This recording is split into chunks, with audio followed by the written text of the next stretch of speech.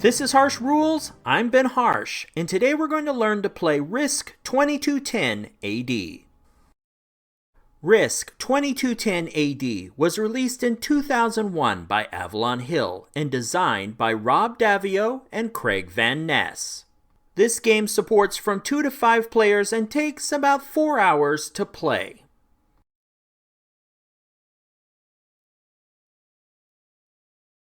In 2001, after 40 years of fans making their own custom versions of Risk, Avalon Hill released their own futuristic variant called Risk 2210 AD.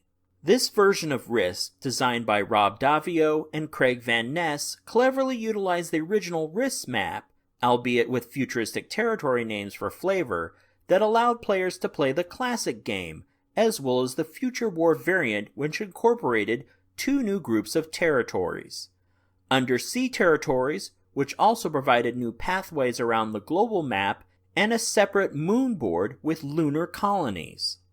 Despite these new territory zones, Risk 2210 AD retains the classic territory control gameplay. Each player begins the game in control of several territories. Their goal is to defend their own territories while using their armies to invade adjacent territories controlled by their opponents, eliminate the enemy units defending them, and take control. Battles for these territories are resolved by rolling dice, and the goal is still to conquer enough territories to dominate the world. However, this game has taken the familiar elements of Risk a step further. The soldier, cavalry, and cannon game pieces of previous Risk games have been re-themed as the Machines of Destruction, called mods for short. As before, these 3 mech types facilitate an exchange system to represent multiple units and conserve space on the game board. However, ever since the introduction of these figures, new players have been disappointed because they do not have unique abilities. Avalon Hill addressed this criticism and incorporated more complex game pieces called commanders, with their own decks of cards, and space stations, which allowed Earthbound armies to invade the moon. These new game pieces did have their own abilities that allowed them to use 8-sided dice for bonus attack and defense, as well as card effects that made sure every game provided plenty of surprises.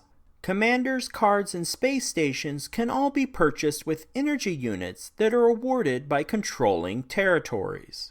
The holdings of each player are monitored on a special game track, which also limits the game to 5 game rounds to keep players focused. So if you've played Risk and are looking for new challenges, today we're going to learn to play Risk 2210 AD.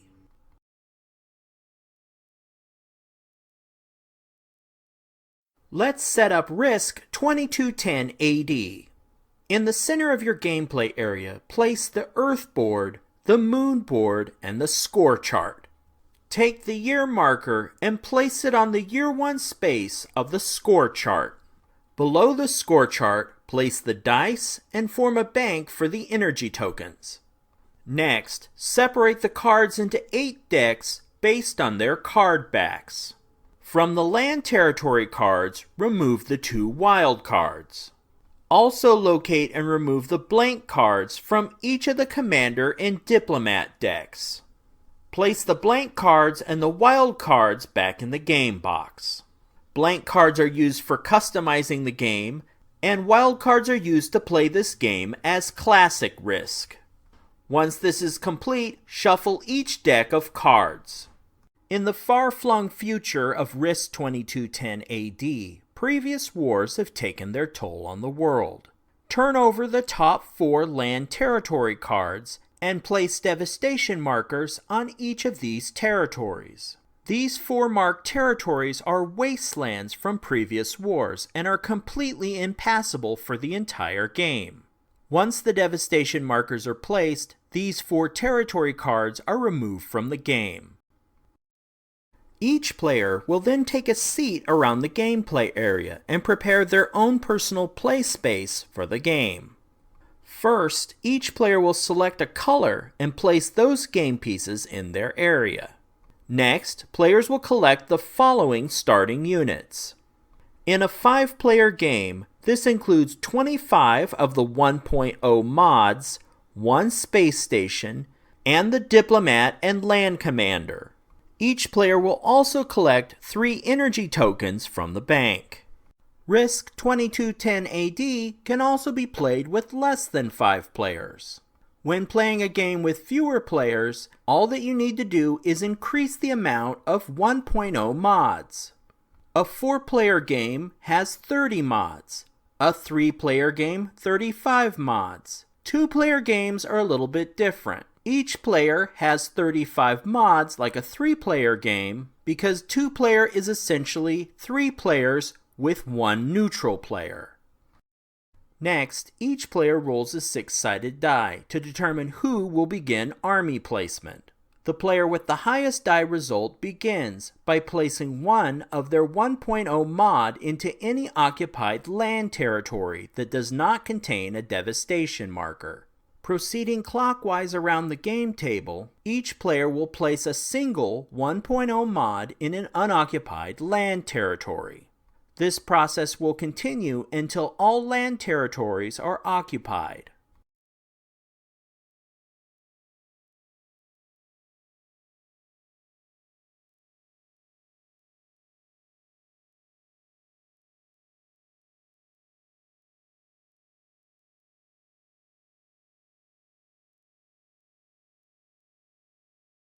When a 1.0 mod has been placed in the last land territory, the next player will place 3 1.0 mods in territories he or she has their own units in.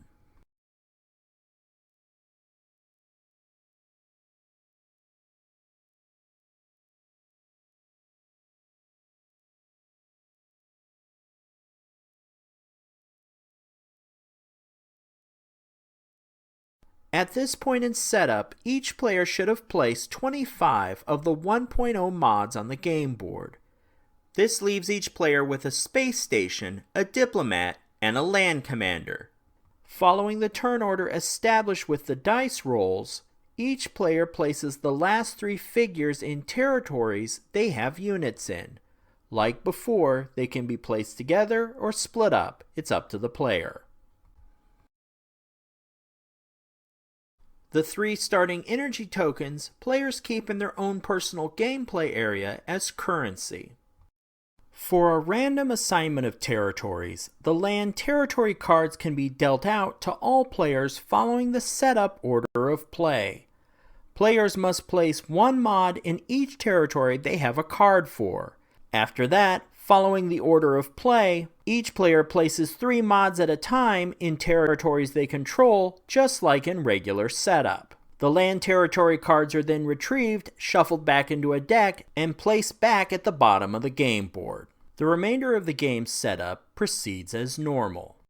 Finally, each player will count the number of territories on the game board they control. Some players will have 1 more territory than others. Then, they will take a 1.0 mod from their play area and put it on the army's status board on the number space equal to the number of territories they control.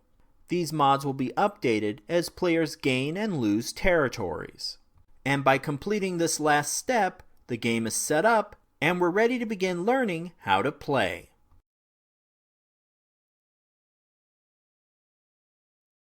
Before the start of every year, players bid for turn order. First, all players put their energy chips in one of their hands. Then, secretly, they move the chips they want to bid into their other hand. They may bid anything from 0 to everything they have. Finally, all players open their hand to reveal their bids at the same time. The highest player chooses a turn order marker. It does not have to be the first turn, it can be any one they wish. Then the next highest bidder selects a marker and so on until all markers have been claimed. If there is a tie in bids, the tying players roll a 6-sided die each to determine the order in which they get to choose. Finally, all the energy chips used in the bid are placed back in the energy chip bank. Following the newly established turn order, each player will perform the following phases. Phase 1. Collect and deploy mods and energy. Phase 2. Hire and place commanders and build space stations. Phase 3. Buy command cards. Phase 4. Play command cards. Phase 5. Invade territories. And Phase 6. Fortify position. Now, let's take a look at each of these phases of a player's turn in greater detail.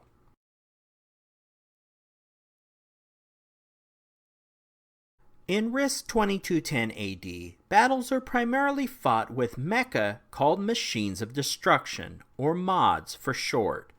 There are 3 types of mods in the game.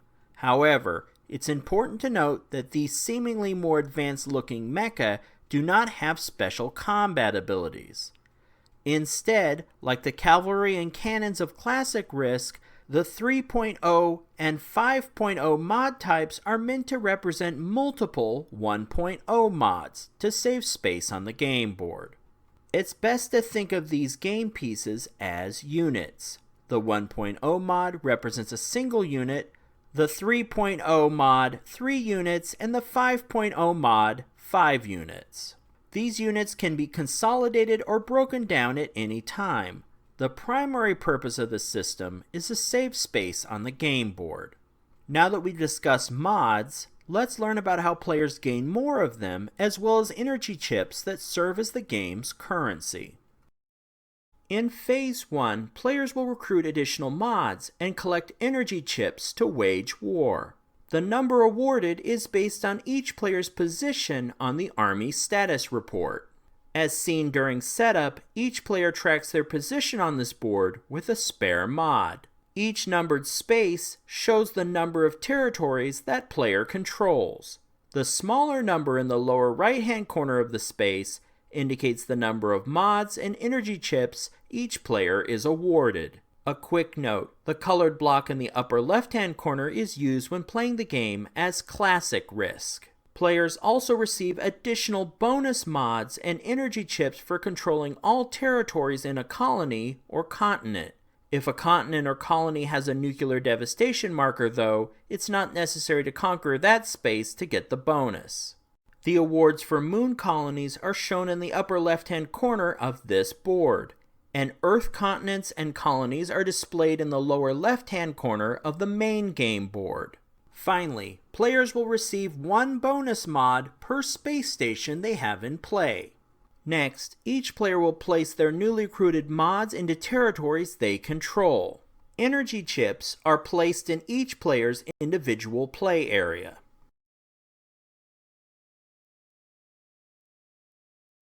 Each player begins the game with a diplomat and a land commander. In this phase, they can hire and place commanders at a cost of 3 energy chips each. They may also hire commanders to replace fallen ones as often as they like and have the energy for. Besides the starting commanders, players can also hire the naval commander, which allows them to control mods and invade into or out of water territories. The space commander, which allows the same in lunar territories. And the nuclear commander, who has a unique card set that gives players access to long-range attack capabilities. Commanders can all defend themselves with 8-sided die, as opposed to the normal 6-sided die that mods use. Many commanders have special attack capabilities as well. Land, naval, and space commanders can attack from or onto their specific territory types with an 8-sided die. Nuclear commanders always attack and defend with 8-sided dice. Hiring a commander also gives players access to their command decks that grant them several powerful effects. We'll talk more about those in just a moment. In this phase, players can also purchase and place space stations for 5 energy chips each. Space stations are powerful game pieces, and each player is limited to a maximum of 4 active in the game at a time. Space stations, along with a space commander, allow players to invade the moon. We'll talk more about this ability in the Invade Territories phase. Every turn, players receive a bonus mod for each space station they have in play.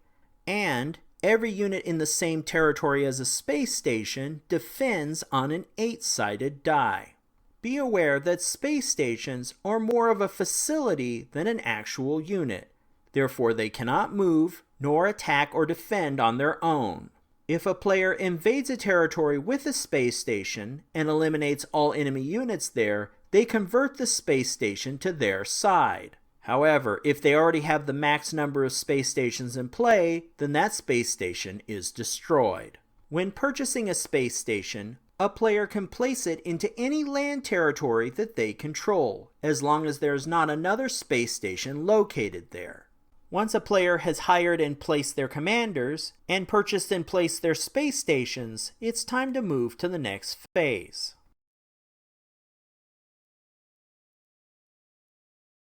In this phase, players can purchase command cards at a cost of 1 energy chip each. A maximum of 4 cards can be purchased per turn. Also, a player must purchase all their cards before looking at any of them. However, to purchase cards from a specific commander's deck, that commander must be in play. Another quick note about these decks. No discard piles are shuffled back into draw piles. Once a command card deck is exhausted, no more cards of that type may be bought. Each command deck affects gameplay in several ways. The Diplomat command deck is based on subterfuge and treaties. This enables a player to halt invasions, earn a free move, evacuate units, move commanders, sacrifice mods to destroy multiple mods, increase the in-game score, and place space stations. The Land, Naval, and Space command decks are focused on adding mods to their respective territory type, gaining energy bonuses, blocking enemy command card effects, or destroying half of an enemy invasion force with a booby trap, among other unique abilities. The majority of the Nuclear Commander's deck allows players to launch missiles and drop bombs on remote territories. Once a player has hired and placed their commanders, and purchased and placed their space stations, it's time to move to the next phase.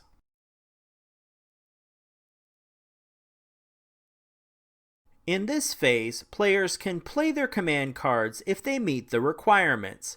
Let's review the layout of a command card to see how this works. Command cards allow players to take special actions throughout the game. Each have their own requirements, though, that are printed on the card. First, a command card can only be played if its corresponding commander is in play. Next, some command cards cost energy chips to activate. This is known as the power-up cost, which ranges from 0 to 4.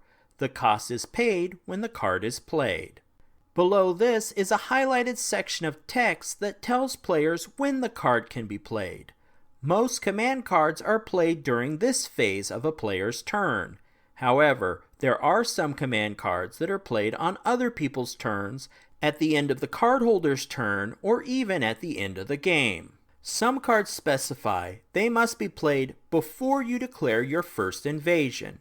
These must be played before moving any mods. This includes movement into unoccupied territories. If a command card instructs you to turn over a territory card, whether it's land, water, or lunar, the card is drawn from the top of the corresponding territory deck. Remember, once a deck is exhausted, the discard pile is not reshuffled. Finally, the lower half of the card has text that tells you what the card's impacts on the game are.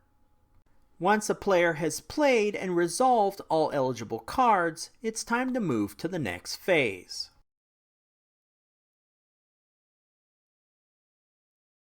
Before we jump into the invasion mechanics, let's first learn about the different territory types in the game and what's required to invade them. Risk 2210 AD has 3 types of territories, each with its own corresponding deck of cards. First is the 42 land territories that also allow the play of Classic Risk. You'll notice the land territory cards have a mod type printed in the corner. This is for Classic Risk's bonus armies. If you're interested in playing this game as Classic Risk, check out the Harsh Rules breakdown for Classic Risk rules. Land territories in Risk 2210 function in a similar fashion to the classic rules. Controlling all territories of a specific color in a continent rewards players with bonus mods and energy chips. The continent bonus amounts can be found in the lower left-hand corner of the game board. Next are the 13 water territories throughout the world's oceans. At the start of the game, all water and lunar territories are unoccupied. In order to gain access to water territories, players will need a naval commander. That naval commander does not need to lead mods into water territories, they must only be active on the game board. Without a naval commander, a player's units cannot invade from land into water territories, and units in water territories cannot invade other water territories or land territories.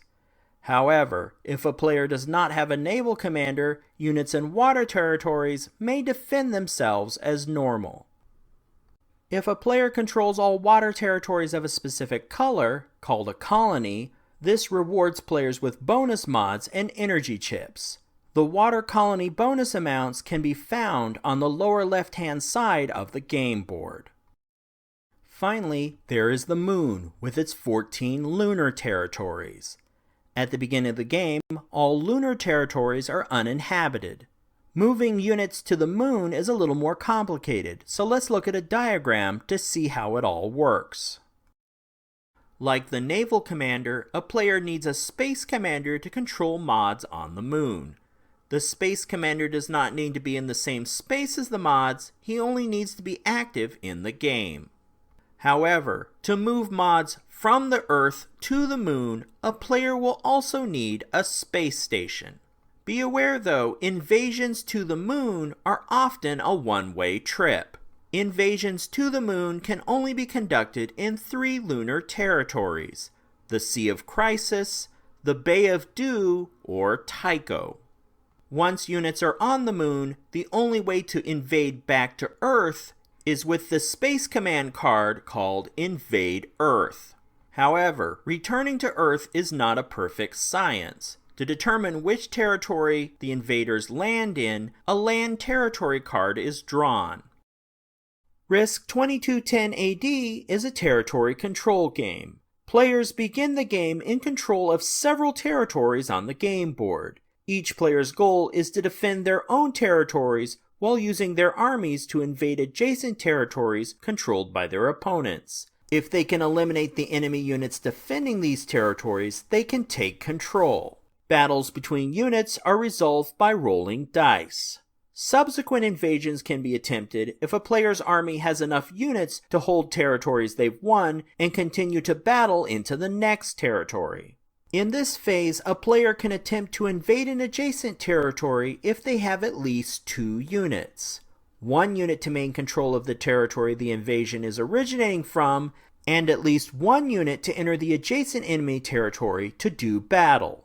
Most times, however, invading and conquering a neighboring territory will require much more than just 1 unit. Let's take a closer look at the combat mechanic to understand why. Invasions are organized into 2 sides. One side for the invaders, also known as the attacker, and one side for the units in the territory being invaded, known as the defender. Each battle is fought in waves. The attacker can field 3 units per wave, and the defender 2 units. A quick note, if either side has 3.0 or 5.0 mods, they should be broken down to individual 1.0 mods to make it easier to keep track of combat. Any units not involved in the battle should be held back as reserves. They will have a chance to enter the battle in subsequent waves. Next, players will assign a die for each unit. Mods typically roll a 6-sided die. However, if the defender has a space station, then all mods defend with an 8-sided die. As we saw earlier, commanders involved in a battle may attack or defend with a 6-sided die or an 8-sided die depending on the territory or their special abilities. The attacker in this example has a land commander. Since this battle is happening on land, they can attack with an 8-sided die. Once a die is assigned to each unit in the wave, Both players will roll their dice for their units simultaneously. Next, the highest die results on each side are paired. In this example, the first pair is the 2-8 results. Whenever there is a tie in results, the defender always wins. Therefore, the attacker loses this pairing and removes one unit. An important note, whenever a commander loses a pairing, the player can sacrifice a mod to take their place as a casualty. If there is no mod available to sacrifice, then the commander is eliminated. This makes commanders pretty hard to kill. So in our example, the orange attacker sacrifices a mod to keep their commander in play. Next, if there are enough units in the wave, the second highest die results are paired. The second pair in this example is the attacker's 6 die result and the defender's 8 die result. The defender's 8 die result is higher than the 6 die result it is paired with. Therefore, the attacker loses another unit. This completes the first wave of the battle. At the end of every wave, the attacker may call off the invasion and return to their own territory.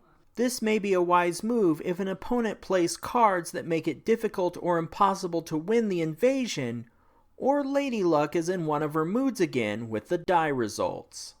Next, each side may reinforce their frontline positions for the next wave.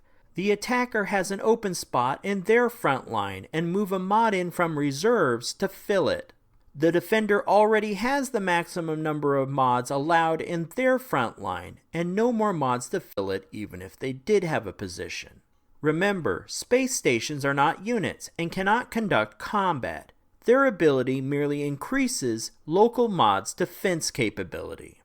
At the end of each wave, the attacker has the option to call off the battle. Wave 2 of the battle then commences. Each side reloads their hands with dice based on the units in their front lines and roll again.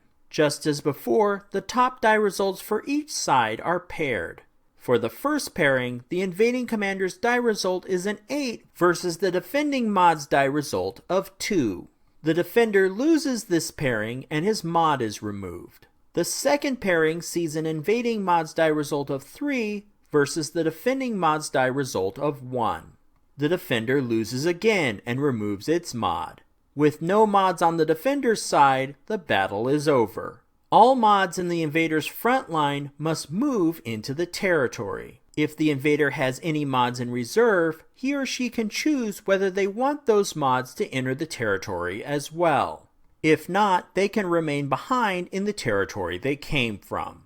Keep this rule in mind when attacking with commanders. If a commander is in an invader's front line and he or she wins the battle, they must move those units, including the commander, into the conquered territory. This can make the player's commanders vulnerable to attack from other players. If losing this battle means the defending player no longer has any territories under their control, that player is eliminated from the game and all their command cards are discarded. Finally, if like in this example, the defender has a space station, the invader takes it over and converts it into their color. Unless the player already has 4 space stations in play, in that case, the space station is destroyed.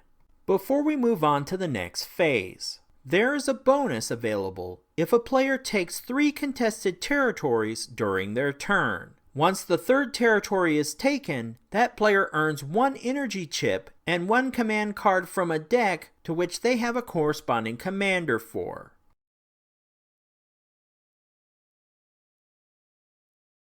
At the end of a player's turn, they may fortify their position. To fortify a position, a player moves as many units as they like from one, and only one, territory into another territory. If fortifying a water or lunar territory, remember you must have the appropriate commander and/or space station in play.